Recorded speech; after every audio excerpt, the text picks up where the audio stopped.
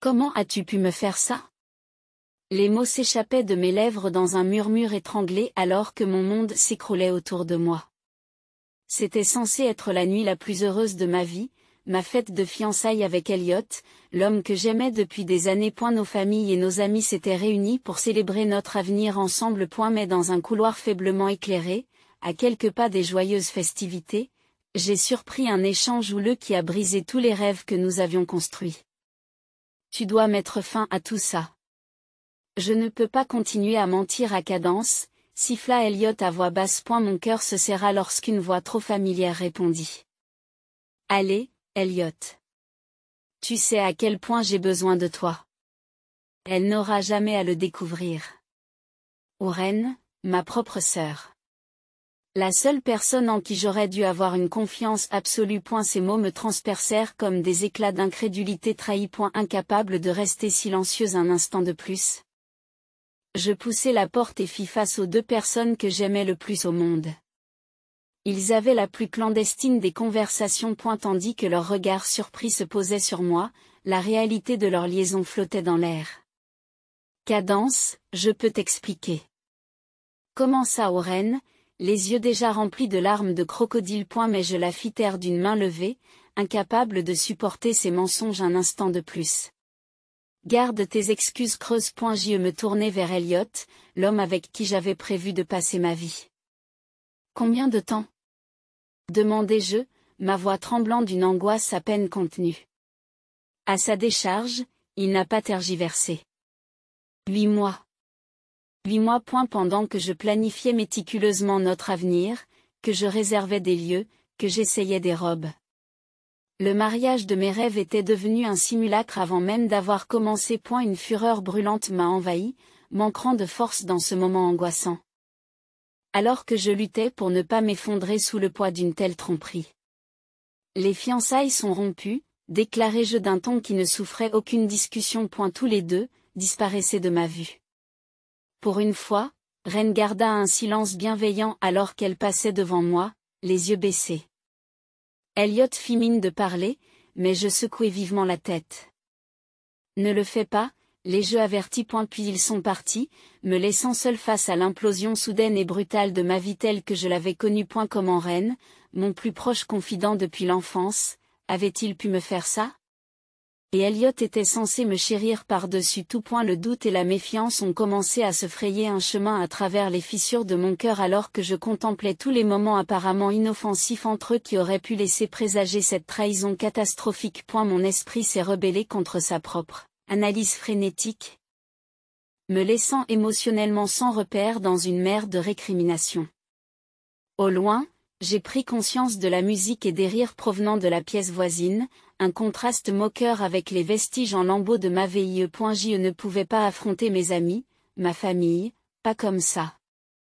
Redressant les épaules, je tournai les talons et me hâtai dans la direction opposée, loin du rêve que j'avais nourri et de la réalité brutale qui était ma nouvelle normalité. Alors que je me glissais par une porte latérale dans l'obscurité de la nuit, les premières grosses gouttes de pluie commencèrent à tomber, comme pour se moquer de mon sort. Mes fiançailles, mon cœur, mon monde même, tout cela brisé par ceux que j'aimais le plus et en qui j'avais le plus confiance. Mais sous la douleur dévorante de la trahison, une braise de rage s'est allumée, jurant qu'un jour, d'une manière ou d'une autre, j'aurais ma vengeance. J'aurais dû le voir venir, vraiment. Les signes étaient là depuis le début. Si je suis honnête avec moi-même, ce que je n'avais pas vraiment permis jusqu'à présent. En grandissant, Reine a toujours été l'enfant préféré, belle, vive, l'incarnation de tout ce que ma mère avait théoriquement rêvé d'avoir comme fille. Moi, en revanche, j'étais la spectatrice maladroite qui cherchait constamment à obtenir leur approbation et leur affection. Pourquoi ne peux-tu pas ressembler davantage à ta sœur? Se lamentait ma mère, inconsciente de ces mots tranchants. Ou alors, elle ne comprenait que trop bien leur effet percutant. Alors que Reine suscitait l'admiration dans toutes les pièces où elle entrait, je passais inaperçue. Une fleur perpétuelle, éclipsée par son éclat éblouissant. A eu fil du temps, l'envie et le ressentiment ont pris racine en moi. Des graines toxiques qui ne feraient que s'envenimer au fil des ans. Père n'était d'aucune aide. gardant un comportement cordial mais distant avec nous deux. Je me demande souvent s'il a senti la rivalité grandissante entre Ren et moi, et s'il a simplement choisi d'éviter de jeter de l'huile sur le feu. Son approche non interventionniste a probablement fait plus de dégâts qu'il ne le pensait. Le seul réconfort que j'ai trouvé, c'est mon amitié avec Marcus Bishop, qui vivait juste en bas de la rue.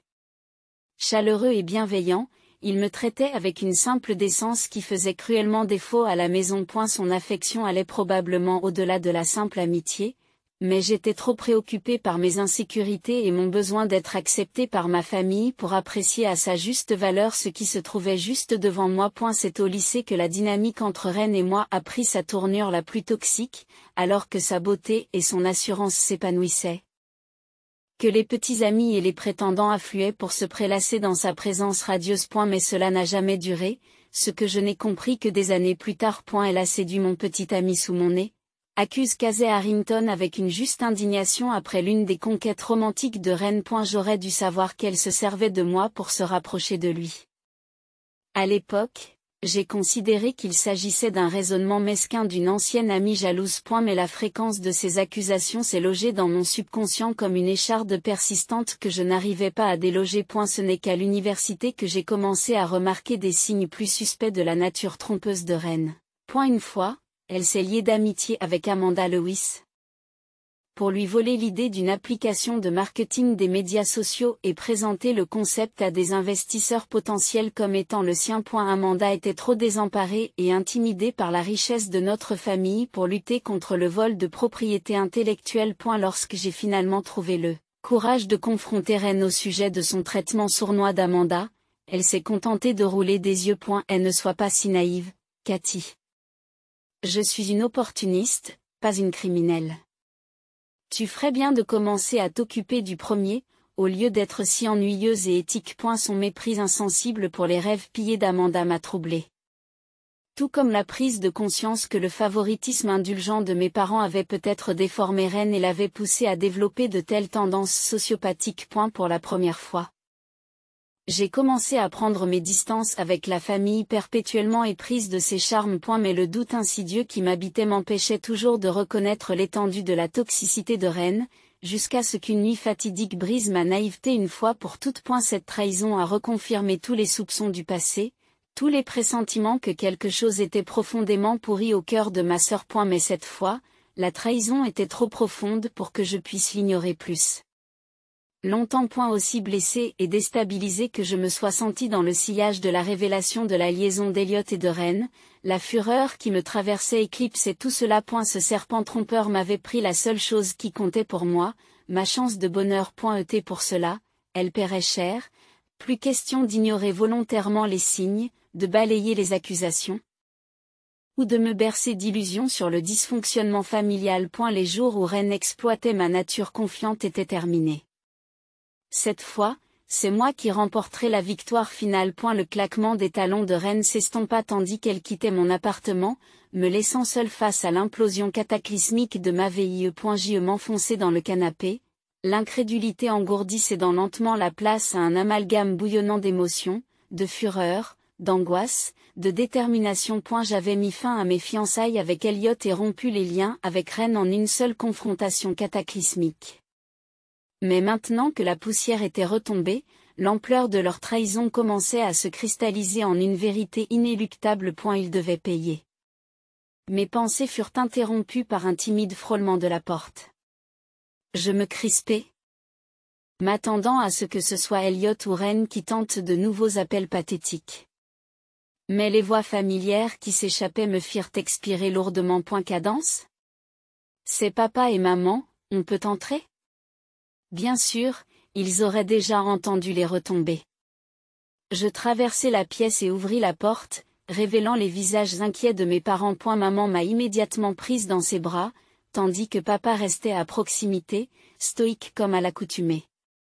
Nous venons d'entendre les rumeurs les plus terribles, s'inquiéta maman en me relâchant.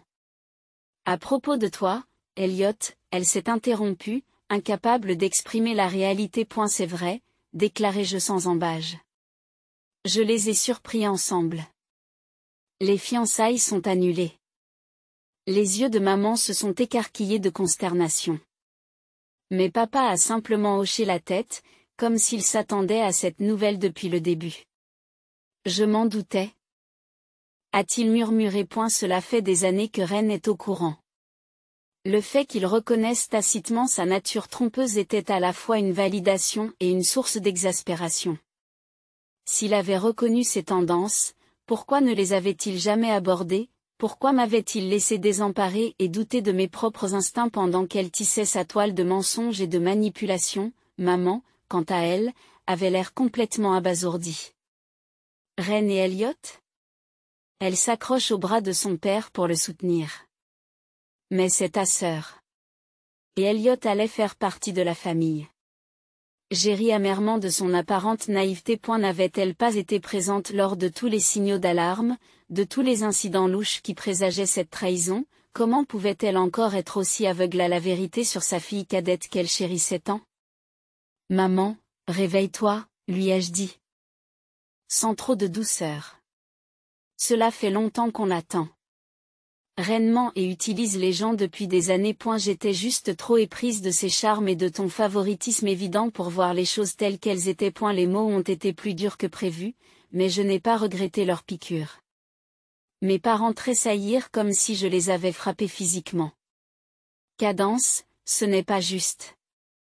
Gronda mon père à voix basse. Tu laisses ta colère à cause de ce désagrément obscurcir ton jugement. Nous n'avons jamais favorisé un enfant par rapport à l'autre. J'ai aboyé un rire sans éclat. Non. Alors où était cette préoccupation paternelle lorsque j'étais constamment réprimandée et comparée défavorablement à Ren en grandissant? Où était votre soutien quand elle volait des idées et des petits amis à ses amis en toute impunité? Maman a au moins eu la décence de paraître gênée. Papa s'est contenté de me fixer d'un regard impénétrable. Il est resté impassible. Tu exagères? A-t-il enfin déclaré. Ce qui est fait est fait. Pour le bien de la famille, tu dois laisser tomber et essayer de réparer les choses avec ta sœur. L'audace de ces paroles me plongea dans un silence momentané et stupéfait. Laisser tomber, après la dévastation qu'ils avaient causée? C'est incroyable. Sort de là, j'enchéris, luttant pour contrôler le tremblement de rage dans ma voix. Tous les deux, disparaissez de ma vue. Cadence, s'il te plaît. Commence maman, mais papa lui saisit fermement le coude. Tu as entendu ta fille, dit-il impassiblement. Nous allons y aller.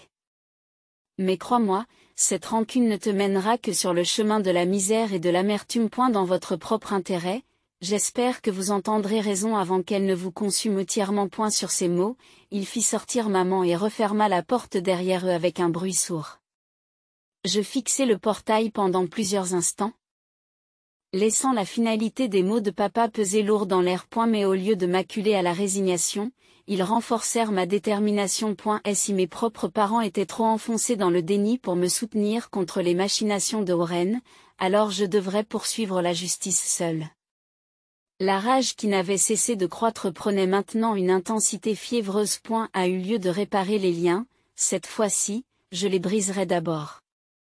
Une fois pour toutes, Oren ressentirait les conséquences brûlantes de ses actes égoïstes et fourbes. Animé d'une juste fureur, je commençai à planifier méticuleusement mes prochaines étapes.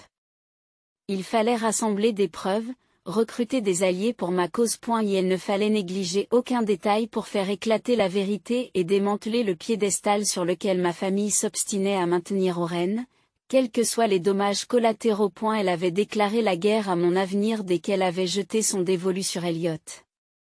Et en guerre? J'avais bien l'intention de l'anéantir. Dans les jours qui suivirent l'intervention malheureuse de mes parents, une froide détermination prit racine en moi.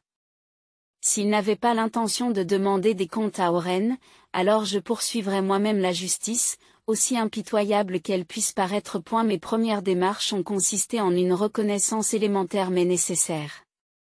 J'ai commencé à contacter discrètement les anciens amis et associés romantiques de Oren, en reconstituant soigneusement la chronologie de ses manipulations égoïstes et de ses mensonges. Les histoires ont afflué comme une digue rompue dès que ces ponts brûlés ont compris que je souhaitais sincèrement dénoncer ces méfaits. Amanda Lewis, L'entrepreneuse dont l'idée d'application marketing avait été volée. Jessica Kim, dont le petit ami, Oren, s'était éloigné avec beaucoup de subtilité. Un défilé d'ex bafoués et de confidentes rejetées qui s'alignaient pour livrer des témoignages cinglants. J'ai documenté chaque compte-rendu trié, chaque trahison sournoise dans un parcours méticuleux de preuves qui alimenterait la confrontation imminente. Mais je savais qu'il fallait encore des munitions pour ébranler l'adoration de ma famille pour Oren. C'est ainsi que je me suis retrouvé sur le pas de la porte de Marcus Bishop un soir de pluie, mon vieil ami d'enfance et mon amour souvent non partagé surpris de me recevoir. Cadence ?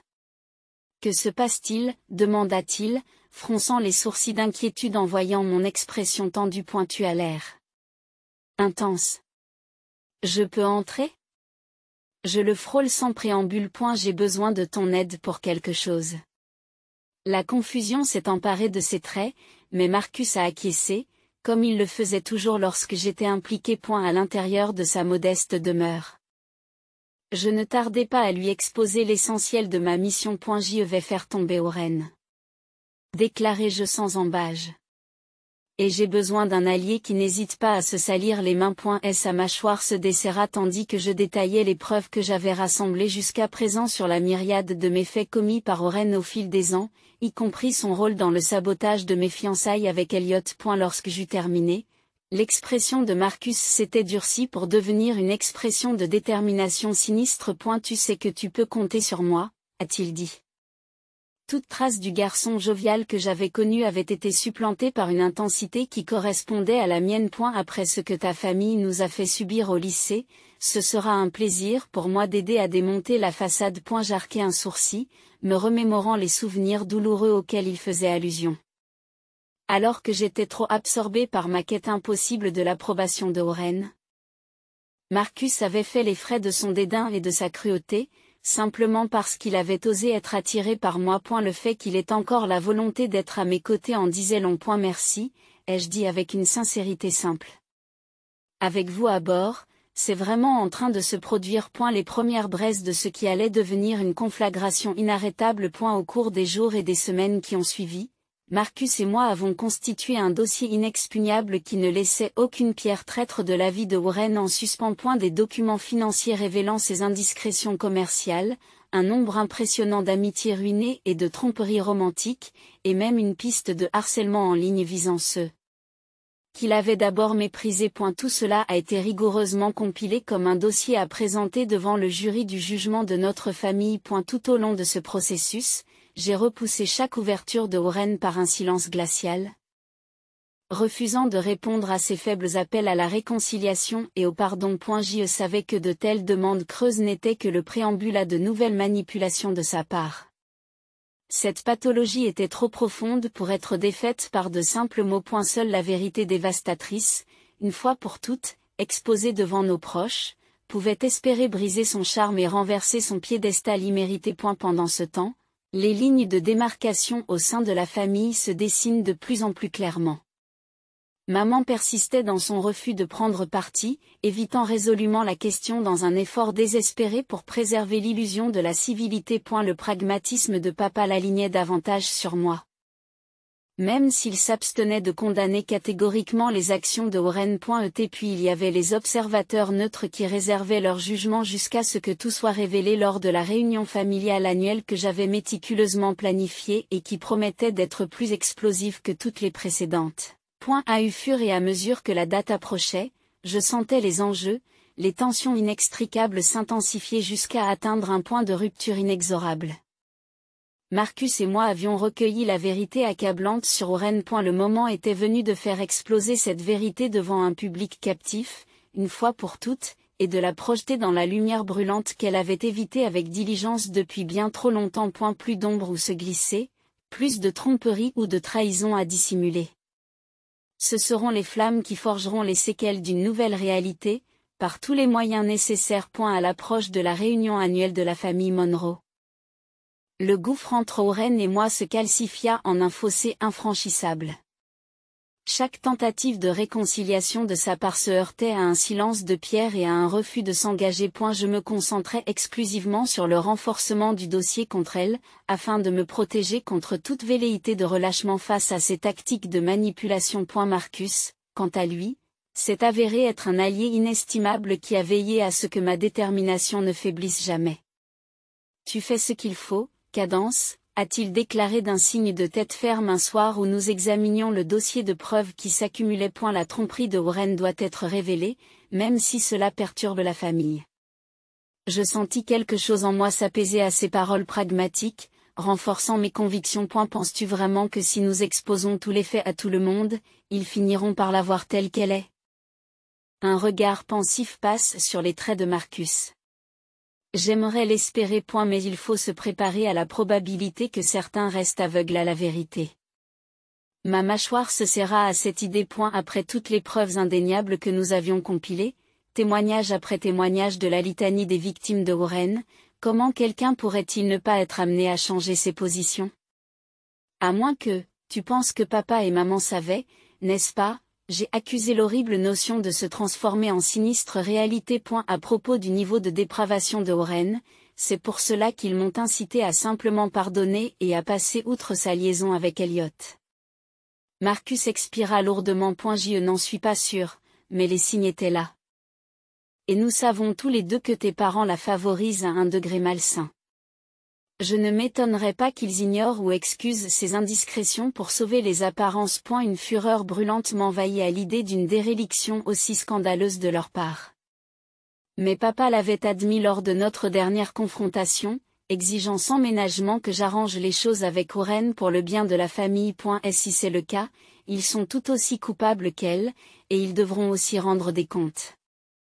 La lueur dure qui est entrée dans les yeux de Marcus a confirmé qu'il était d'accord avec moi sur cette voie. Personne n'échapperait à la mise à nu de son rôle dans les déprédations de Warren. Pendant ce temps, les autres membres de la famille élargie commençaient à se diviser en factions, ceux qui se rangeaient du côté de l'innocence professée par Warren, et ceux qui réservaient leur jugement jusqu'à ce qu'ils aient vu la preuve par eux-mêmes. Les rumeurs et les ragots se répandent dans le monde entier à mesure que la date des retrouvailles se rapproche. Je n'ai donc pas été surpris lorsque tante Margot, la plus fervente partisane de Warren, m'a coincé alors que j'inspectais le lieu de la réunion.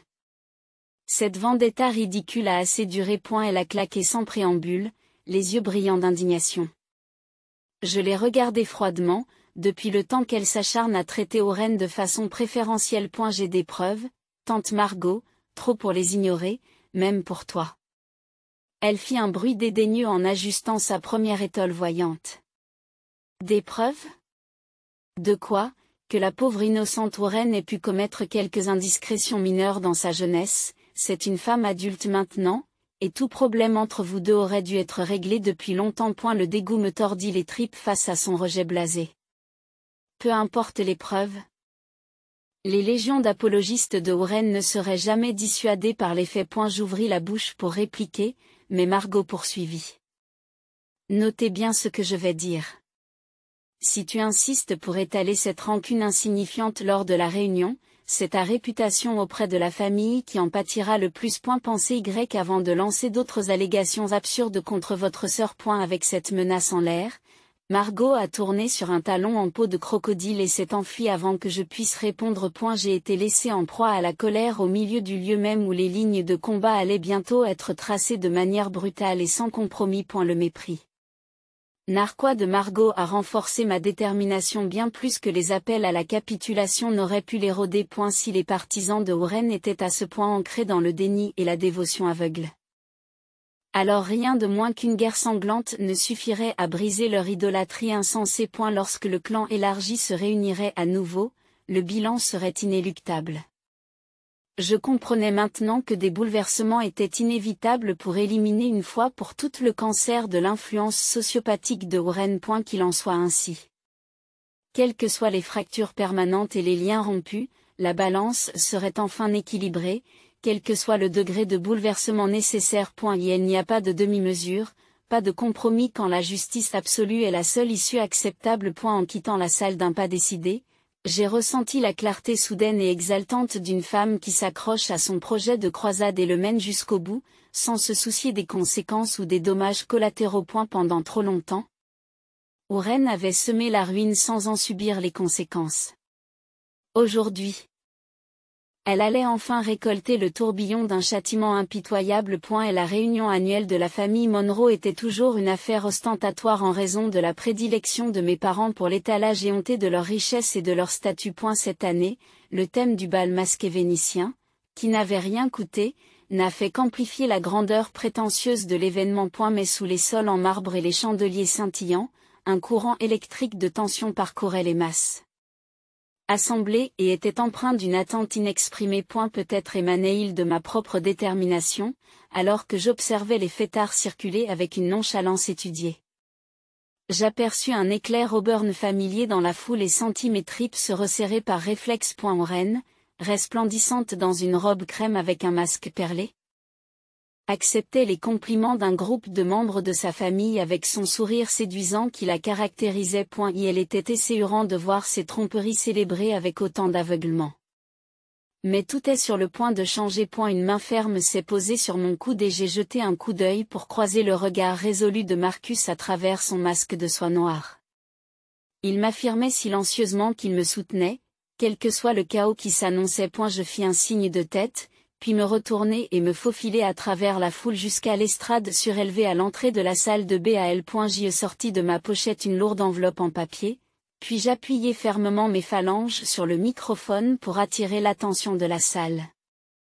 Le brouhaha festif s'est évaporé, tous les regards se sont tournés vers moi avec une curiosité déconcertée. Même l'expression impeccablement masquée de Oren s'assombrit d'inquiétude. C'est bien. Laissons la première graine de doute prendre racine. Bonsoir à tous, commençai-je d'un ton qui n'avait rien de chaleureux. Merci d'être là pour commémorer une nouvelle année de l'héritage de la famille Monroe. J'ai laissé la déclaration apparemment anodine s'attarder un instant avant de lancer la détonation. Un héritage, je le crains, qui a été irrévocablement terni par la tromperie et la dépravation chronique d'un individu. Pendant trop longtemps, cette personne a été autorisée à assouvir ses pulsions empoisonnées tandis que le reste d'entre nous détournait les yeux ou s'excusait. Une suseresse de murmures ahuris s'est répandue dans la foule. À ma périphérie, je pouvais voir maman et papa me lancer des regards alarmés tandis que le visage de tante Margot prenait une teinte prune obstruée. Seul Marcus restait impassible, m'incitant silencieusement à continuer depuis le côté de la scène. J'y déclarai dans le micro, c'est fini, savourant la tension qui montait. Ce soir, la vérité sera mise à nu pour que nous puissions tous l'affronter, car si nous n'éliminons pas cette influence toxique de notre famille, elle ne fera que s'envenimer et nous pourrir de l'intérieur. D'un geste vif, j'ai déchiré l'enveloppe de manille et j'ai renversé son contenu dans un déluge de documents sur la scène. Des photographies, des états financiers, des rames de témoignages écrits détaillant chaque méfait sordide se sont déversés en un tas accablant et enchevêtré à mes pieds. L'impact était palpable. L'assemblée a inspiré collectivement en découvrant l'ensemble stupéfiant des preuves. Les murmures s'amplifièrent dans une volatilité incrédule. Vous voyez ça, j'ai pointé le bout d'un doigt manucuré vers la masse incriminante. Des preuves de tromperie, de trahison, voire d'actes criminels, le tout aux mains d'une seule personne, s'adonnant effrontément à son appétit de ruiner la vie d'autrui. Mon regard se posa sur Rens alors que son masque de sang-froid commençait à s'effriter. Les premières lueurs d'une panique glaciale s'infiltrent. D'un coup de poignet, j'ai produit une liasse de papier avec une épaisse reliure, la tenant en l'air pour que tout le monde puisse la voir. Cette étude de cas complète documente des années de méfaits remontant jusqu'au lycée, avec le sabotage calculé d'amitié et de relations amoureuses. Avec une fureur méprisante, j'ai lancé le rapport comme un gantelet de trône pour qu'il rebondisse et glisse sur le sol juste devant le roitelet. Chaque ami ou ancien amant lésé dont vous avez joué avec la vie comme avec des jangotiles personnels. Chaque dupe au grand cœur comme Amanda Lewis, dont vous avez volé le concept commercial innovant sans le moindre remords, tout est décrit ici. À la fois dans leurs mots et dans des documents indéniables. J'ai fait une pause pour balayer de mon regard endurci la véritable mer d'expressions de bouche bêchée, d'allégeance volontairement inconsciente maintenant déchirée par l'inexorable vérité. Tu ne pensais pas que quelqu'un regardait, n'est-ce pas, troglodyte, j'ai ricané dans le silence retentissant. Que ton masque soigneusement fabriqué de charme et de ruse féminine te permettrait de te faufiler dans la vie indemne, peu importe qui tu écraserais sur ton passage. Compulsivement, j'ai commencé à faire les 100 pas dans un arc prédateur autour de la statue horrifiée de ma sœur, enfonçant le clou avec une précision impitoyable. Eh bien, ta pathologie s'arrête ici. Puisque papa m'a exhorté à mettre cette sale affaire derrière moi pour le bien de la famille, j'ai décidé de suivre son conseil en purgeant une fois pour toutes le cancer qu'est ton existence toxique de notre famille. Le coup a finalement porté. Un sursaut visible dans l'expression frappée de papa, alors que le regret et l'auto-accusation assombrissaient ses traits. Mais il n'y aurait plus d'habilitation, quelle que soit la profondeur du déni. Comme si elle sortait d'un état d'hébétude, où Ren se remit sur la défensive, le menton relevé dans une tentative transparente de conserver son masque de supériorité ébranlé. Tu es dérangé si tu penses que quelqu'un va accorder du crédit à cette histoire ridicule. Vous avez eu une liaison avec mon fiancé, Elliot. Je n'ai pas laissé son rejet chargé de venin prendre de l'ampleur et j'ai rapidement donné le coup de poing le plus viscéral au vu et au su de tout le monde. Un souffle étranglé de maman a percé le silence pesant avant que je ne poursuive sans relâche. Pendant 8 mois, tu as huilé les profondeurs de tes tromperies en couchant avec mon fiancé tout en me mentant en face chaque jour. Alors n'essaie même pas de jouer l'innocent blessé face à des preuves accablantes. Ton règne de trahison est terminé, chère sœur. La bouche de Warren bougea en un rictus de stupeur. Mais je m'étais déjà détourné pour faire face à la salle de bal une fois de plus, mes yeux grenats flamboyants d'une juste justification. Il incombe maintenant à cette famille de déterminer les prochaines étapes. Que nous tolérions et permettions plus longtemps de telles impulsions empoisonnées en notre sein, ou que nous nous servions de cette vérité pour l'affronter de front et reconstruire des cendres plus fortes qu'avant. Mais notez bien ce que je dis. J'ai embroché Warren d'un regard méprisant. Chaque fibre débordant de conviction. Je ne m'arrêterai jamais tant que tu n'auras pas fait face aux conséquences de tes actes odieux, peu importe ce qu'il m'en coûtera, cela se termine ce soir. Et voilà, le gant est jeté. Le sort en est irrémédiablement jeté. Alors que les murmures de choc et de récrimination atteignaient des sommets de fièvre, j'ai reculé pour permettre au maelstrom de prendre un élan irrésistible. L'heure du bilan avait sonné, et rien ne serait plus jamais comme avant. Et la salle de bal a éclaté en pandémonium au moment où les derniers mots accablants ont quitté mes lèvres. Une cacophonie de cris, de halètements et de dénégations furieuses se répandit dans la foule rassemblée, tandis que la stupéfiante vérité tranchait des années d'illusions volontaires. Warren, malgré toute sa ruse et ses instincts de prédatrice, semblait avoir été privée du pouvoir de la parole. Elle se tenait là, au milieu du chaos, ancrée sur place et le visage cendré, alors que la façade soigneusement cultivée commençait à se fissurer de manière irrémédiable. Mensonge. Le cri strident de tante Margot a transpercé le vacarme, tandis que la femme que j'avais autrefois prise en pitié pour sa dévotion obséquieuse envers Warren est entrée dans une rage virulente. Ce n'est rien d'autre que des mensonges dérangés et malveillants nés de la jalousie. Elle s'élança en avant, les mains griffues tendues comme pour arracher et déchiqueter les preuves accablantes qui jonchaient mes pieds. Avant qu'elle n'ait pu faire plus de 2 pas, Marcus sortit de l'ombre et saisit les poignets de Margot pour les retenir. Elle ne fait rien d'imprudent, tu le regretteras, l'avertit-il d'un ton grave et menaçant.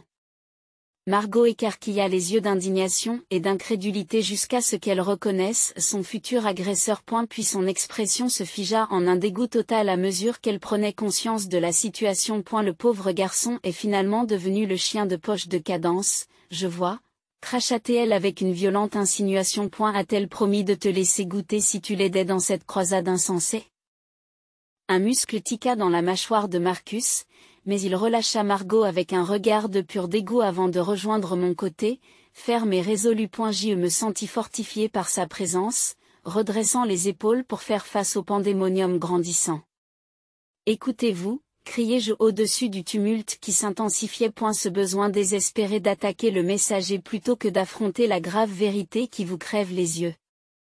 Ren est un maître manipulateur qui dira n'importe quoi, fera n'importe quoi pour préserver la façade que vous avez tous embrassée comme des imbéciles crédules. Cela a réussi à rediriger l'indignation vers sa cible. Ren sursauta visiblement tandis qu'un murmure acide de condamnation se propageait, faisant reculer les passants comme s'ils étaient brûlés. Ce n'est pas possible. Murmura maman, les larmes coulant sur son visage ravagé tandis qu'elle s'agrippait désespérément au bras de papa. Ma petite fille ne pourra jamais. En fait, j'ai ressenti une brève pointe d'empathie en voyant le monde de ma mère s'effondrer sous le poids implacable de la preuve. Mais il était bien trop tard pour que la sympathie me fasse changer d'avis. Quel que soit le traumatisme qu'elle et son père enduraient maintenant, ils se l'étaient infligé eux-mêmes en se montrant indulgents envers la toxicité de Ren au fil des ans. Réveillez-vous et sentez la vérité, mère, déclarai-je avec une pointe d'impatience lasse. Votre fière fille est une sociopathe qui a semé le chaos autour d'elle pour sa propre satisfaction égoïste. Un son étranglé échappa alors à Ren, et tous les regards se fixèrent sur elle. Pour la première fois, la lueur malveillante que j'avais toujours inconsciemment repoussée s'est allumée dans son regard, brûlante et sans retenue. Tous les artifices, toutes les tentatives de dissimulation avaient été abandonnées. Espèce d'ingrate B, sifflait-elle avec une haine farouche. Après tout, je me suis sacrifiée pour faire quelque chose de moi-même, pour m'élever et sortir de l'ombre misérable de papa et maman. Tu es juste jaloux que je t'ai surpassé à force de volonté. Sacrifié ? Répondis-je avec une moquerie amère.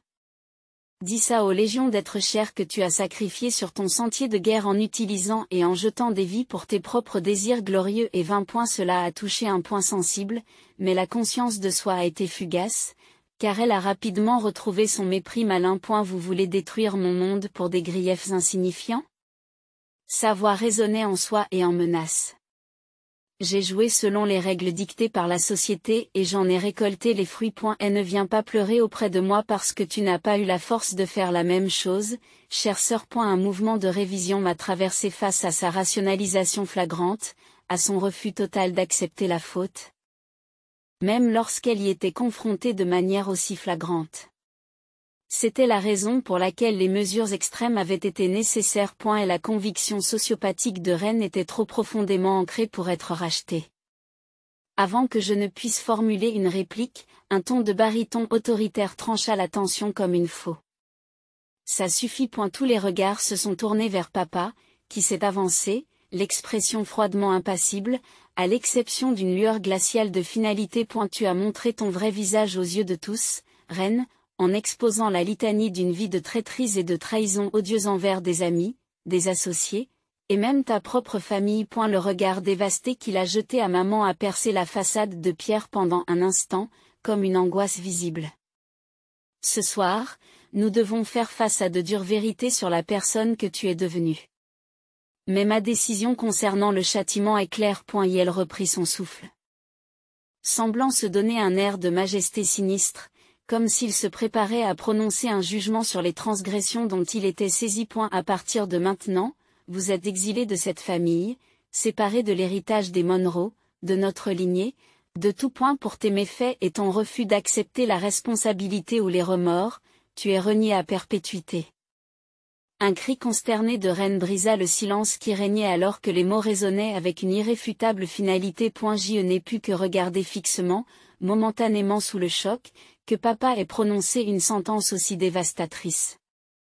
Il ne s'agissait pas seulement d'une coupure financière, d'une exclusion sociale et d'un mépris, mais d'un reniement au sens le plus élémentaire du terme. Une non-entité en termes de lignée et de lien avec notre clan pour toujours. C'était une punition aussi extrême que la litanie des péchés que nous avions révélés.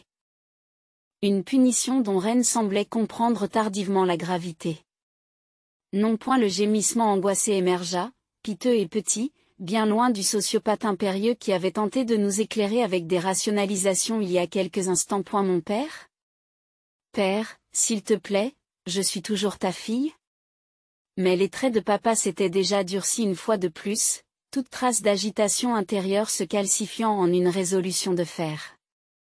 Aucune de mes filles ne pourrait infliger des trahisons aussi profondes sans aucun scrupule. L'ADN que tu as hérité de la lignée Monroe a été rendu nul et non avenu cette nuit. Et elle se détourna alors, enroulant un bras protecteur autour des épaules tremblantes de maman, tandis que l'indignation et les accusations recommençaient à fuser au sein de l'assemblée. Du coin de l'œil, je pouvais voir tante Margot faire des gestes furieux à qui voulait bien l'entendre, tentant sans doute de saper et de subvertir le décret de papa. Mais même elle avait été complètement écrasée sous la possession de l'amère vérité et de la culpabilité enfin mise à nu. Mon regard fut inexorablement ramené vers Reine, qui s'était effondrée sur le sol, comme une marionnette pathétique à laquelle on aurait enlevé les ficelles. Son expression était celle d'une angoisse nue, d'une prise de conscience hantée que l'ignominie de l'excommunication de tout ce qu'elle chérissait s'était irrévocablement enracinée. Elle m'a regardé fixement, le désespoir se lisant dans ses yeux,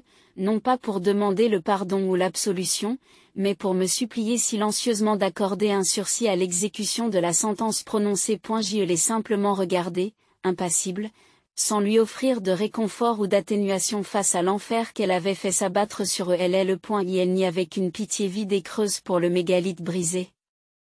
Réalisant trop tard que la véritable conséquence était enfin arrivée pour démanteler son piédestal de dépravation. C'était le moment que j'avais sacrifié et saigné pour atteindre le silence indéniable de l'influence pernicieuse de Reine, enfin. Non pas par des demandes ou des plaidoyers insincères pour le changement, mais par la mise en place d'une terre brûlée dans les séquelles brûlantes de ces flammes. Dans les jours et les semaines qui ont suivi la chute cataclysmique de Reine lors de la réunion de famille, une certaine détente s'est installée dans le clan Monroe. Les ondes de choc provoquées par mes révélations fracassantes et le décret de reniement de papa qui s'ensuivit nous avaient séparés, mais pas de manière irrévocable. Du moins pas pour ceux qui étaient prêts à regarder en face les vérités qui avaient été exposées à la lumière crue de la réalité. Une sorte de solidarité sinistre émergea des rangs de ceux qui avaient été témoins du démasquage de Reine cette nuit fatidique. Ceux qui reconnaissaient qu'il était juste d'éliminer enfin ces influences toxiques de notre milieu,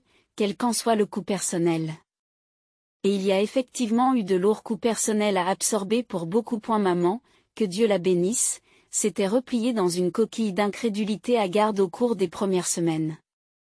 Entre la perte d'une fille qu'elle aimait malgré ses méfaits et la culpabilité d'avoir permis ses méfaits. Je n'arrivais pas à comprendre la profondeur de son désarroi. À l'inverse, papa semblait presque galvanisé par le bilan brutal qu'il avait contribué à dresser, comme si le fait de cautériser le membre malin avait été un acte purgatif, lui permettant de renaître des cendres du dysfonctionnement. L'intégrité de notre famille a été préservée, m'a-t-il dit stoïquement lors d'un rare moment de complicité entre nous. Aussi douloureux qu'aient été les moyens utilisés, le chemin à suivre est désormais dégagé de toute influence corrosive. Je me souviens d'avoir scruté l'incertitude de ses traits escarpés dans ces moments-là, à la recherche d'un quelconque indice de conflit intérieur persistant ou de doute sur le verdict irrévocable qu'il avait prononcé à l'égard de sa propre progéniture. Mais il n'y avait que le même sang-froid et la même résolution brevetée qui avaient toujours défini James Monroe. Comment il pouvait rationaliser sa division avec un pragmatisme aussi brutal? Je ne le comprendrai jamais complètement. Mais toute notre dynamique avait été remodelée à jamais dans la conflagration brûlante qu'avait été l'auto-immolation de Reine. Les ondes de choc se sont étendues à l'extérieur, avec divers parents qui se sont divisés en factions éclatées presque du jour au lendemain. Certains, comme tante Margot, ont fustigé avec véhémence la décision de papa tout en se précipitant pour se solidariser avec l'exilée Reine. D'autres s'éloignent complètement de l'enfer de l'agitation intérieure. D'autres encore. Eh bien, Marcus et moi avons gagné de nouvelles voix improbables qui ont défendu notre quête tenace de justice, quel qu'en soit le coup dévastateur. C'était un autre exemple de frontières redessinées et de plaques tectoniques familiales qui se déplacent à jamais sous l'effet des secousses. Mais j'ai aussi ressenti un sentiment de légèreté. C'était la première fois que je me sentais libérée de l'ombre de Reine. Cette ombre empoisonnée avait enfin été éradiquée, permettant aux premiers rayons de la rédemption de percer. Marcus était à mes côtés à chaque étape de ses premiers pas vers la reconquête de la trajectoire de ma vie. En veillant à ce qu'Elliot subisse toutes les conséquences juridiques et professionnelles de sa trahison et en reconstruisant avec détermination la Dynamique ternie avec maman et papa. Tu as été le catalyseur de la cadence du renouveau.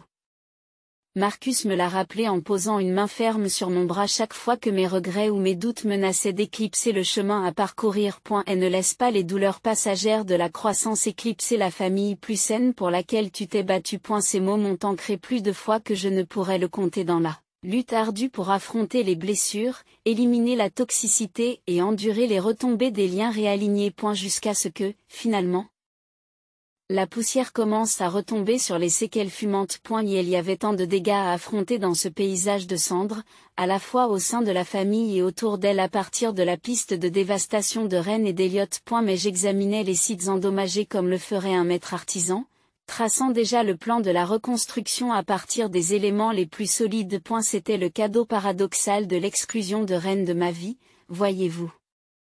En démantelant ces tentacules empoisonnés, j'avais déblayé les détritus du dysfonctionnement pour révéler la vérité fondamentale, j'étais l'architecte de ma propre identité. Fini le temps où je suivais le sillage délirant d'un frère ou d'une sœur sociopathe dans le seul but d'obtenir une approbation creuse, où j'adhérais par réflexe aux schémas familiaux toxiques de mon enfance. J'étais libre de construire selon mes propres termes.